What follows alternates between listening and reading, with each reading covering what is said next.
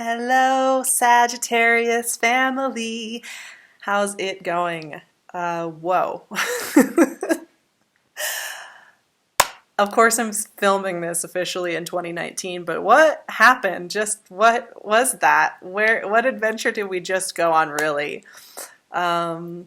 Just such a powerful year. And I know we've talked about this a little bit before, but even if this year was a rougher year for you, or you felt that you were more stuck, or that really hard things happened, I have to say at the end of this, one of the first messages that came in for Sages for January 2020 was to give yourself plenty of credit. Take extra time this month giving yourself credit for how much you have done.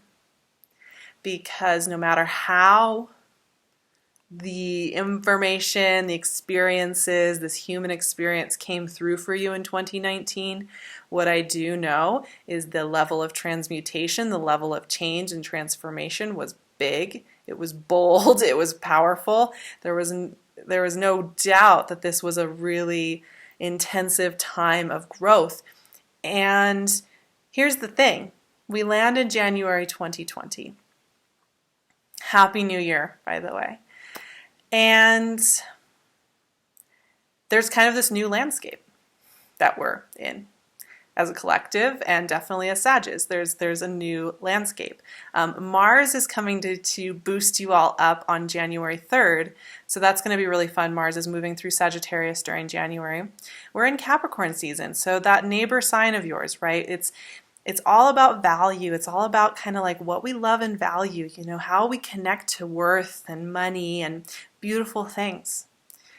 So we're, whenever we finish Sag season, we directly move into that value and that worth system and where we're feeling maybe challenged on that front or nurtured on that front. Now, you've got a lot of energy and a lot of shadow work working through Capricorn during January. We have Jupiter's going to conjunct the south node of the moon, which is a big clearing, a big release. We also have a full moon lunar eclipse on January 10th in Cancer, in your 8th house, which is pretty big, right? Because 8th house energy is all about transformation, transmuting. And Cancerian energy is all like moon-based, right? So the moon is going through this eclipse in her home sign and having a shift gears here. There's a fresh page being opened, right? This new landscape idea, this idea that you can't carry with you, what you may have been carrying with you a year ago, 6 months ago. It's getting wiped away. These eclipses are very powerful. Water and earth eclipses tend to have an effect kind of like an earthquake or a big wave, right? They clear things out, they get things shaken up and moved out so that with the new tools we have, with the new things that are unearthed or washed open, we move forward.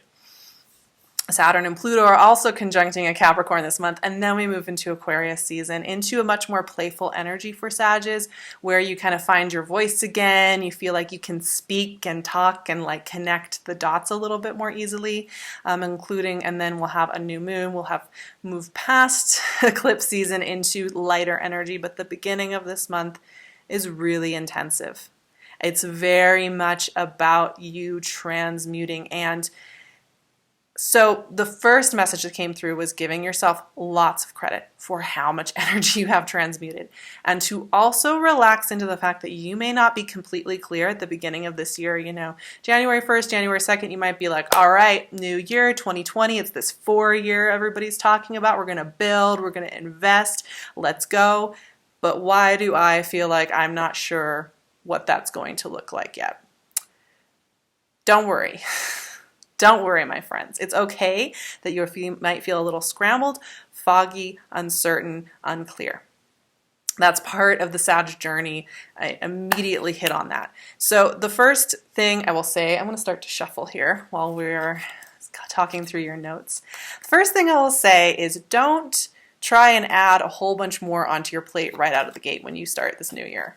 Keep your to-do list, your actions, really simple, really crisp. Pare it down to those things that, you know, either feel joyful and easy or that just make sense. But don't try and get this complicated puzzle of 100 projects going. Six of Swords. Yeah, transmutation. Because this fogginess and this eclipse season and this kind of Saturnian South Node, Pluto stuff going on in Capricorn is asking us to do some check-in, to lean into a little bit of the darkness and the fog to get our information. Page of Wands. And you're transmuting. You are in a new landscape. You're already there. You've done all this stuff for probably years before this. I mean, our whole lives lead up to the present moment, right? So that's always happening. But 2019 did some calibrating, some major calibrating. Things that were not true January 2019 are now true January 2020. And that landscape has changed enough that you have transmuted shape. Strength, I love it. You've transmuted shape. That takes a lot of energy. And also getting used to a new landscape takes a lot of energy. Ten of Pentacles. Wow. I'm loving these cards, you guys. This is so amazing. So amazing. But I think sometimes we have this idea, if I do my practices, if I just say positive things, if I'm getting what I want, if I'm moving forward in my life, I shouldn't ever feel tired. I shouldn't ever have moments of self-doubt, and I should always be super clear. But here's one of the things I have learned. The more you get what it is you're asking for, the more you are tapped into the path of good growth. Queen of Swords. Oh yeah. The more you actually need to be synced into the mystery. The more you need to lean back into the unknown, because it's expansive to start being tapped in, right? To get what you want. Knight of Cups. It means you can't hold yourself back via rigid structures the way we were taught reality works in school, where you look for your rigid structure, your container, your 9-to-5 job, or, you know, this amount of money being your worth. Those rigid structures were how we navigated. You know, those were our signposts. When you're in a state of receptivity and transmutation where you are in flow with what's coming next, Two of Wands, there's rarely a rigid container. There's a lot more of this mutability. You're mutable fire, though. That's the thing. You're naturally, innately good at moving through changing, shifting landscape and being part of that changing, shifting landscape. And Five of Pentacles. Oh, you know, you got to have that little check-in with shadow when we are getting what we want, right? But so the more that we are leaning into our soul voice, into what's working for us, into moving with the day as it moves and transforms, and the less certain everything is, the less there feels like there's that structure to hold us. And Sagittarius, you know, I know you crave freedom. You crave that sense of breath and release, you know, that horse-like centaur need to run and be free and gallop and play is innate in you, to know that you have that option always. But I think you also, because you're so free-spirited, because you're so expansive, sometimes crave the anchoring, sometimes crave the concrete. And I think sometimes second-guess your nature because you worry that that warm, floaty feeling is something that's been a disservice to you, maybe has gotten you into trouble. And to trusting it again can sometimes be a little scary. But when I look at these cards, there's so much fire here. There's so much positive growth here. You got to trust in your innate gifts. So we start with Six of Swords. And, you know, like I was telling you, you're in a new landscape. And I think that's almost sometimes overwhelming to kind of wake up and just realize, you know, you're no longer where you were. Sometimes the things that we thought were serving us, even though we were over it, even though we wanted to leave it, even though we were done with it, it was comfortable because it was known. You could deal with it. The Six of Swords is very much about leaving behind an old shore that's no longer serving you. It's definitely an intrepid seeker energy. Yes, the traditional reading of this, it's a woman and her child leaving behind, a caustic life on one shore, and it's sad and it's heartbreaking. But I think this is also about that desire to go toward the unknown, to get in that vehicle, that vessel, and know that you don't really know exactly what's over there, but you know that the familiar isn't serving you anymore. And the thing with the Six of Swords, you're already in the river. You're already in the stream. Like you don't even have one foot on the old shore anymore. You're fully into this next phase. And the thing is that this is very good because look what we have. Boom, boom, boom. Page of Wands, Strength, and 10 of Pentacles. Wow. Wow. Okay, first of all, I love this Page of Wands, especially in conjunction with the Six of Swords, because Six of Swords, you've left something behind, you're moving on to new shores. Page of Wands is the fire starter. This guy is like totally willing to be new on the job. He's excited about it. He's enthusiastic. Maybe he doesn't know all the rules yet. Maybe he doesn't know how everything works. Maybe he, isn't clear on exactly what it is he's going to be doing, but he's ready. He's there for it. And, fire is creative energy. It's about our creative voice. It's about how you move through the world and how you use your gifts and abilities. And a page is a news bringer, is an initiator, is that match that we light when we're exploring something new, when we're exploring new territory with gusto and excitement. And so this is about you gaining new skills and doing things in new ways. And that doesn't just have to do with work. That can be about learning new skills in relationships. It can be about learning new skills in a creative craft that you love to do in your spare time. It can be about learning new skills as far as healing, self-love, an activity, a sport, but listening to that voice. Page of Wands makes me think about this whole idea of micro shifts, picking up on that one thing, like you love to draw, but it's really sideline, but you know that you love it, and taking out something from your day, whether that's like talking to your stressful friend for 10 minutes on the phone and replacing it with drawing. That's just an example. And slowly doing that. The Page of Wands is inviting those kinds of micro shifts in your everyday life that amass into huge changes. Now here's the other part of it. Page of Wands is that immediacy, like the crackling.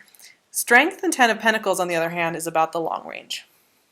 This is about what you're building this year. This is about plugging into your visionary energy. Strength is all about the sustainability of something, right? Strength is associated with Leo, with the solidness of building with that fixed sign energy. And fixed sign energy sustains over a long period of time. So, and it's also, this is heart chakra energy. This is healing energy. This is energy of, rather than unleashing the lion on everyone, nurturing the lion, giving the lion love, giving that fiery soul you have all the loving nourishment it wants and desires. And like I said, also about long-term investment.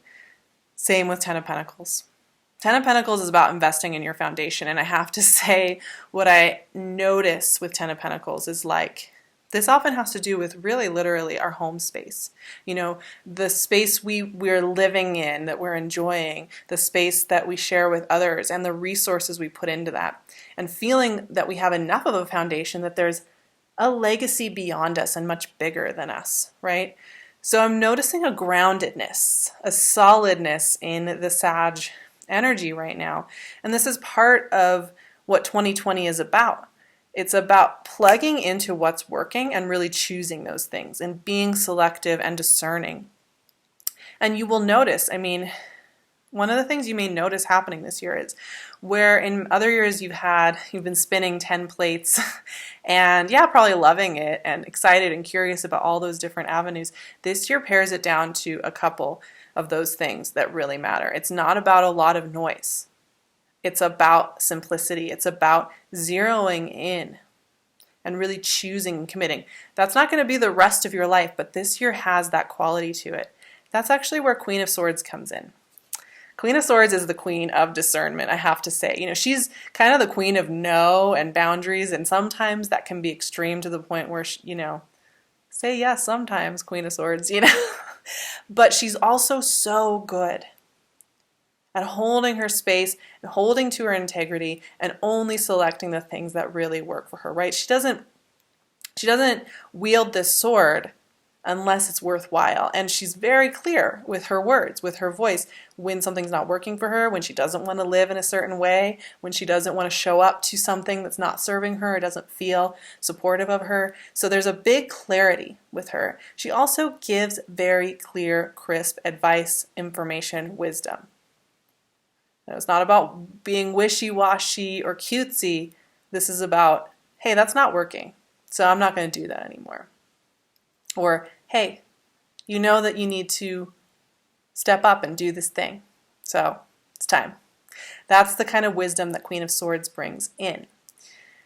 And the thing with Queen of Swords is if you wield that energy, if you connect in with that energy, which can show up in the form of another person or from within yourself, you pare down to those things that really feel good and nurturing to you, guess what happens? Yes, there might be some quiet in January. There may be some, I'm not sure, is this quiet good? But that quiet creates enough space to welcome in infusions of new things. And that's where this Knight of Cups and Two of Wands come in. Knight of Cups, yes, infusion of love, of new beginnings, of deeper connectedness. This infusion of joy and beauty and playfulness and ooey gooey goodness. Knight of Cups is so romantic, so believes in like the goodness of this stuff, right? And the Knight always comes in to infuse our lives with something. And the Two of Wands is expansion. It's putting those wishes out there in the world, kind of modifying our sight from maybe like looking straight at like what's happening this week into what's happening this year, what's happening now that I'm in this new landscape that I'm going to be exploring and I don't know anything about yet. These are big, bold, expansive energies. This is very leading edge energy. And it really is that feeling of being on like a giant wave, not just like a little wave. Just imagine you are this little speck on the top of this huge wave and you are riding it and you're getting those butterflies in your stomach. It's big. There's no safety equipment. It's not necessary when you're riding a wave of positive expansion like this, but it can be scary. And that's where Five of Pentacles, my friends, is here to have a little like moment with us all. These cards in this reading are beautiful, Saggies. This is such positive energy. This is such clear, crisp energy, and that integrity and that discernment and the choosing and that focusing in and really feeling you're locking into some really profound and possibly long-range projects and relationships.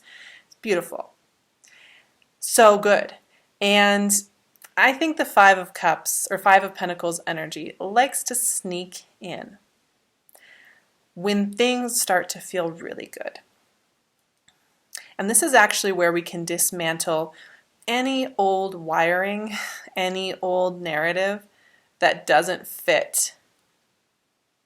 And it's really easy to pick out when things are moving forward in a good way because it will stand out. It's like one of these things is not like the other. One of these things just makes no sense in the context of all this other stuff going on. One of these things, it's just like, it's a flavor, a visual that just is stark in the environment of all this nurturing and all this growth and all this clarity. And that's the Five of Pentacles, where you feel lack of worth, where you feel shut out, where you feel scared, where you feel like if you don't start cutting yourself back, you're going to fall. You're going to get hurt. You're going to be crushed. You're going to be left in the dust. All those things that masquerade as self-protective things that really don't do any good to us, right, are coming to the surface. And don't let that fool you. Don't let that Five of Pentacles fear fool you into letting you think it's reality. It's all a mirage. It's all a trick of the eye that seems real. I'm going to shuffle and pull a card from my Animal Totem Tarot. This is a beautiful deck my friend got me, and I've had it for a little while. And there's something about the natural world symbolism of these animals that I really love in this deck. It gives us a totally different type of wisdom, so I'm going to pull one card for us today. Knight of Swords, the Raven. This is very wise, smart energy, right? I like that you're getting these swords cards in this reading. We have the Six of Swords, the Queen of Swords, and now the Knight of Swords. I do feel that swords, one of the strengths of that quality of energy is the ability to cut through. Cut to the point. Trim the fat. Cut into that fresh air. Crows are very cunning and very smart, very good at seeing and perceiving the world around them. Actually, interestingly enough, ravens have also been shown to, they've done studies. Ravens are extremely intelligent, smart beings. They're capable of feeling paranoia and fear. They can sense. Researchers have found that they can tell when you're looking at them. They're kind of like, don't don't be messing with me over here, right? They're very good at deciphering things and understanding things. They're beautiful animals. Those people who've taken care of ravens who have been injured by feeding them in their backyards will find those ravens bring back shiny objects for them regularly for appreciation. They have a really deep understanding of reciprocity. They also have a really strong sense of wit and intelligence, a sense of humor about existence, and a sense of detachment, right? They see things happening that they know they don't have to take in on themselves. They can laugh at it. They have a sense of humor about this thing.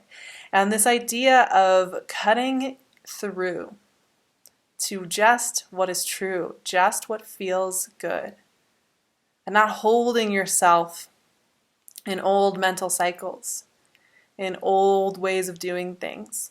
You are allowed to be in this new landscape. You are allowed to give yourself credit for being here, and you are allowed to keep moving forward, and you don't have to keep pulling yourself back to any of your old so-called mistakes, where you may feel you should already be in your process. I should already have done this. I should have already figured this out. None of that applies here this month. Lean into the goodness of the mystery, and also lean into those moments of crisp and simple movement in the world. These are your two tool sets. The crisp and simple movements, the discernment, and leaning back into the not knowing, leaning back into the fact that you are learning this new landscape, and it's okay for you to be figuring it out as you go. I have a New Year's toast for you all to start off this January 2020, and I'm drinking some sparkling water, and here is your toast to my lovely Saggies. May the seeds you sow and the roots you extend nourish you and lift you up. May you be surrounded by love, and may you relax enough to let it hold you close and nourish you. May adventures arise in new forms and ways that fill your heart. May moments of stillness guide you forward. Cheers to a beautiful new year, my friends. Thank you so much for being on this adventure with me. It has meant so much over the last few years to sit with you every month and talk with you. I'm really excited for a new year together. I'm so happy you are here with me. If you haven't joined me on Patreon, I would love to see you over there. I do weekly astro write-ups. I'm going to be doing a lot more with the transits happening in each month and how to work with them and how to connect with the messaging, giving you a lot more guidance in the weekly and in the monthly throughout the month. And I'm also letting you in a lot more on my personal life and who I am as a person and what's going on in my world. So if you're interested in any of that, you can go join me over on Patreon. I would love to see you. And thank you to those of you who have already joined me. It means the world to me, and I so appreciate it. You can also find me on Instagram at SarahVerba. And of course, I haven't opened up my 2020 schedule yet. I'm still figuring out time zones and where I'm going to be and what I'm going to have at my fingertips, because being a Sag rising, travel and getting everything sorted is a constant part of my world right now. So if you're interested in doing a one-on-one session, email me so I can get you on my notification list so that you know when my calendar opens for the slots that I will have available. You can also find my email and all of the good stuff in the description box. And of course, I'm wearing Tiffany at PinkLune's gorgeous jewelry. She made me this crown. This one's mine, people. But she has so many other beautiful ones, and I wear her stuff every single day of my life. She's one of my best friends. If you're interested in ethical, really beautiful jewelry, go check out her Etsy shop. I will see you all in February, and for more of eclipse season and all the adventure that's coming with these eclipses and these shifts and these transits. It's going to be amazing. I love you all so much, and I will see you in February.